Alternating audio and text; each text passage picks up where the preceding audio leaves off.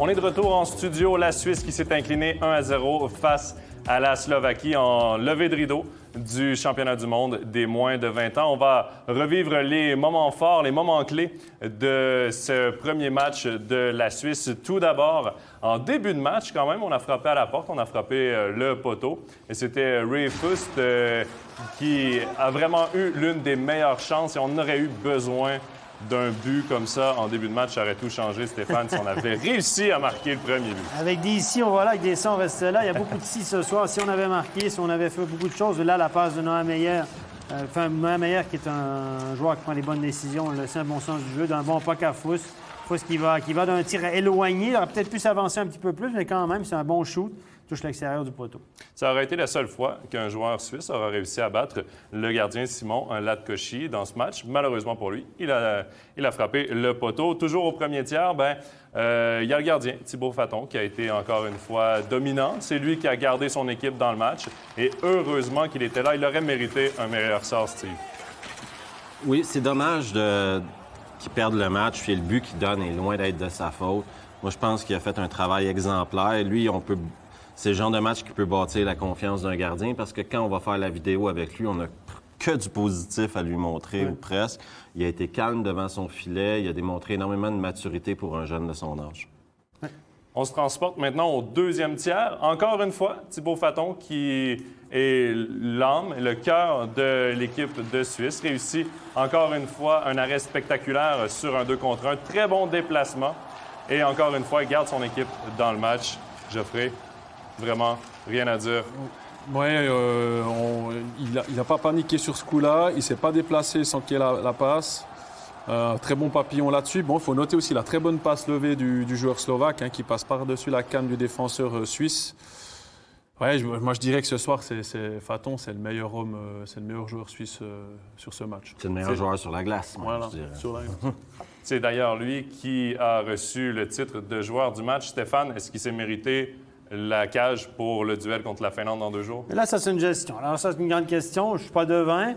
Si on l'a mis ce soir, c'est qu'on pense que c'est notre numéro 1, parce qu'on sait, en tout cas, ils ne sont pas stupides. J'imagine qu'ils sont là-bas, ils ont que ça à faire, penser à ça. Donc, j'imagine qu'ils se sont dit, on va mettre notre meilleur contre la Slovaquie, parce qu'on sait très bien que contre la Finlande, ça va être très compliqué. Contre le Canada, c'est presque mission impossible. Celui qu'on va envoyer contre le Canada, on l'envoie à l'abattoir, on est d'accord? Théoriquement, ça va être Pat Node, selon moi, parce qu'il y a une journée de congé demain avant d'affronter la Finlande, donc tu peux laisser Faton se reposer une journée, lui donner le match contre la Finlande, alors que le prochain match que tu veux Faton gagne, c'est contre l'Allemagne, le 30, et tu joues le Canada le 29. Tu vas pas le faire poivrer contre le Canada si tu veux qu'il te batte l'Allemagne. Tu vas envoyer Pat Node à l'abattoir en espérant qu'il en donne moins que 6, comme ça tu n'as pas envoyé... Pat Node à la Linka Cup, il y a 1 année et demie. Linka Cup, c'est le tournoi d'été où il y a vraiment les meilleures équipes au monde U18. Là. Il n'y a personne qui est en play-off, etc. Suisse-Canada, là. Pat Node, 58 shoots au but. Il n'a donné que 8 buts. Je peux vous dire qu'il a fait tout un match. J'étais au match. Là. 58 shoots de Canada contre 6 pour la Suisse. C'est la même équipe qui est sur la glace. Ça là. sent pas bon. Ça, je dis rien. Là. Mais malheureusement pour Pat Node, Thibaut Faton a tout fait pour mériter la cage et mériter le poste de numéro 1. Toujours en deuxième période, il y a Simon Knack qui a eu la meilleure chance du deuxième tiers. En toute fin de période, une passe devant le filet. Et finalement, il se bute encore une fois à Simon Latkoski. Écoutez, c'est toujours facile à dire quand on est assis ici en studio et on fait des théories, mais regardez, le gardien sort contre lui. Un joueur qui a un peu le sens du but, un feeling, un marqueur naturel qu'on n'a visiblement pas, par rapport à Jobin dans cette équipe-là, aurait fait une feinte de shoot, aller wide, aller de l'autre côté, puis il y a une cage ouverte. Mais c'est là où, je le disais tout à l'heure, c'est là où Knack a des limites. Devant la cage, c'est pas un buteur, c'est pas un finisseur. Il a pas ce feeling-là. Il peut amener le puck jusque-là. Après, il faut qu'il le laisse à quelqu'un d'autre. À moins qu'il y ait un rebond, tout ça, évidemment, ils vont marquer des buts comme ça. Mais dans une situation comme ça, il manque ce qu'on appelle en anglais de composure. Juste de sérénité, de calme. C'est-à-dire, hop, la petite feinte, etc. Et ça, on ne l'a pas vu. On parlait tout à l'heure de la passe levée du Slovaque que tu as relevé. On a vu ça chez les Suisses aujourd'hui. On a vu combien de passes coupées ou même pas tentées, ou Knack qui est rentré, puis il se passait quelque chose, tout à coup, la petite passe, le petit truc à la fin, là, c'est un pétard mouillé sur le goal, c'est une mauvaise décision. Il n'y a rien de plus frustrant C'était pour assez les brouillon. entraîneurs, Je ouais. trouvais que c'était assez brouillon. Moi, j'ai trouvé que les transitions n'étaient pas super. Et puis, quand on arrivait à faire une bonne première passe, je trouvais que les attaquants suisses étaient un petit peu comme surpris, quoi. On était surpris de se trouver avec le puck en bonne position. Et ça s'est ressenti sur ce match. Alors, bien sûr, situation spéciale avec ce Covid. Les joueurs qu'on a vus, c'est Marchand Ouais. et puis Knack. Deux gars qui ont transporté la rondelle jusqu'en zone d'attaque, mais qui manquent singulièrement de finition. Marchand joue en Suède, c'est un Juriquois qui joue en Suède. C'est exactement un copier-coller de Knack, un peu moins bon. Brut, c'est brut, pas de finesse. Donc, mais là, puis les gars qui ont de la finesse sont peut-être un petit peu trop jeunes. Puis c'est surtout que pour les entraîneurs, n'oubliez pas qu'il n'y a rien de plus frustrant quand tu regardes la vidéo, d'avoir une bonne chance de marquer, finir dans le logo. Ça te tue, ça. Bon, moi, ça m'arrivait souvent. J'étais pas un bon finisseur aussi. Tu sais ce que... Voilà, t'étais un brut, toi. Voilà, j'étais un brut. J'étais pas un bon finisseur. Mais au moins, il y avait moins de vidéos. On se transporte en troisième période avec une période qui s'en allait encore une fois nulle part. Et finalement, à la 55e minute de jeu, le seul but du match, le but du Slovaque Roman Fejt. Messieurs, Thibaut Fatton n'y pouvait rien là-dessus. C'est vraiment pas de sa faute. Jeffrey l'avait appelé ce jeu-là. On regardait le match. On le sentait quand même. Oui, on l'avait dit. Jeffrey a dit on a dominé trop longtemps. Là. Le puck va rebondir du mauvais sens. 8 secondes avant, j'ai dit on va se prendre un mauvais goal. Et on le voit sur ce goal-là, il y a 2-3 passes mitigées où il y a le puck qui saute un peu n'importe comment. Ça arrive devant notre goal, un mauvais rebond et puis on marque.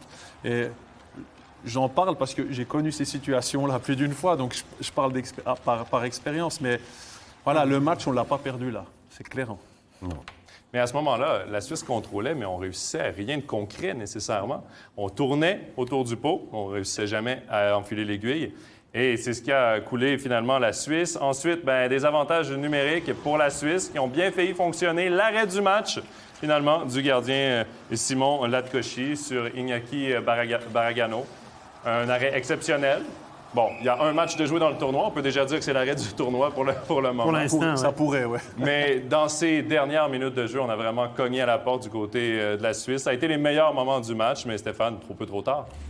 Trop tard. On peut être frustré, mais effectivement, il y a eu beaucoup de minutes avant ça, beaucoup de situations. Évidemment, Iñaki Baragano fait un bon tir là-dessus. Il sentait qu'il était pressé. C'est pas un mauvais tir du tout. C'est le gardien qui a été juste extraordinaire. Son déplacement, sa poussée sur la jambe gauche est juste extraordinaire. Le gardien a joué un très fort match. Mais... Pauvre Iñaki, qui méritait mieux que ça parce Ouais. qu'il avait joué un bon match. Oui, mais Iñaki a été, je pense, Et le à cet meilleur âge-là, défenseur ce soir. à cet âge-là, tu vas dans la douche, tu vas manger. Tout le long de ça Mais te c'est tourne sûr, dans tu la vas s'en tête. rappeler, tu vas dire, oui, qu'est-ce que j'aurais pu Un faire de mieux? centimètre plus bas, un centimètre plus haut. Mais le puck était un peu comme flottant comme ça, puis il était un peu devant lui, il s'est penché. Son geste qu'il fait, voilà, peut-être qu'il peut le lever plus, mais c'est difficile dans ces moments-là. Tu veux juste le cadrer assez haut si tu peux. Donc, il n'avait pas le temps de placer son puck. C'est pas comme si... Puis des fois, le gardien, il fait juste un bel arrêt aussi. C'est ça. Je pense que là, le gardien, je pense que je vais y envoyer un message à Iñaki. Je vais dire, écoute, mon grand, le gardien était bon, là. Chapeau au gardien. Honnêtement, dans ces moments-là, tu dis, bon, tu peux pas t'en vouloir non plus, là. C'est ce que je me disais aussi, moi. C'est ce que tu disais aussi souvent, à peu près à tous les matchs. Les gardiens sont forts. Les dans la gardiens sont vraiment bons dans cette ligue. Au final, la fin de match qui aura été une affaire de gardien. Victoire de 1-0 de la Slovaquie. On termine cette belle soirée en vous remerciant, messieurs. Geoffrey Vauclair, Steve Huard, Stéphane Rochette, merci beaucoup d'avoir été avec nous. Merci à la production pour la réalisation de cette émission. Merci également à vous à la maison d'avoir été des nôtres. Je vous donne tout de suite les prochains rendez-vous du championnat du monde junior. Demain, il y aura un affrontement entre la Suède et la République tchèque dans le groupe B. Et le prochain match de la Suisse, ce sera sur nos ondes, sur MySports One, entre la Suisse et la Finlande. Il y aura une émission d'avant-match, évidemment un studio avec mon collègue Jean-Philippe Pressel-Wenger qui vous attendra avec ses invités dès 19h40. Merci beaucoup d'avoir été avec nous. Portez-vous bien. Bye-bye.